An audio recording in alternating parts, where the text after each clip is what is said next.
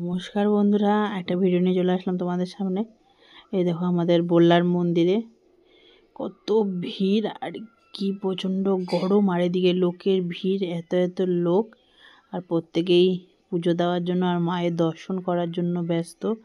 আর এই যে মায়ের মন্দির খুব সুন্দর সাজানো হয়েছে, এখানে লেখা আছে জয় মা বল্লা, আর খুব সুন্দর করে কিন্তু সাজানো আছে।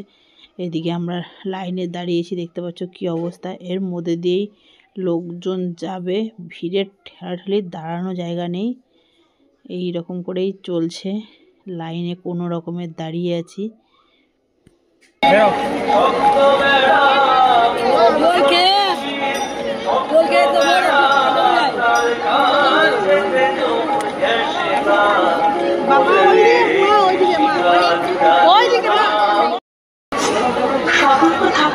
এইসব অপরিচিত বিবাহের সম্বন্ধ থেকে এবং কাজের লোকের অন্য কাছে নিয়ে যাওয়ার ব্যাপারে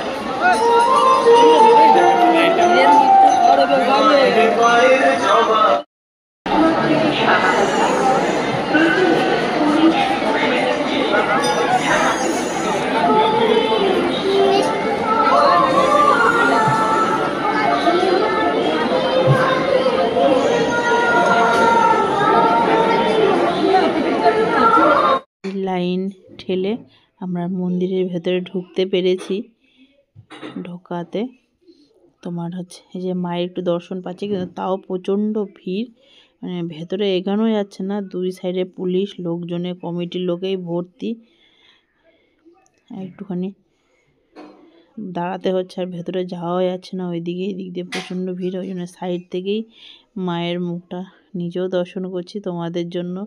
ওইদিকে যদি সামনেটা যেতে পারি তাহলে তোমাদের দর্শন করাচ্ছে। যে ভেতরে ধীরে ধীরে এগোচ্ছে, আর জায়গাটা যত দিন দিন হচ্ছে জায়গাটা পুরো স্পেসটা ছোট হয়ে যাচ্ছে, দাঁড়ানো যাচ্ছে না।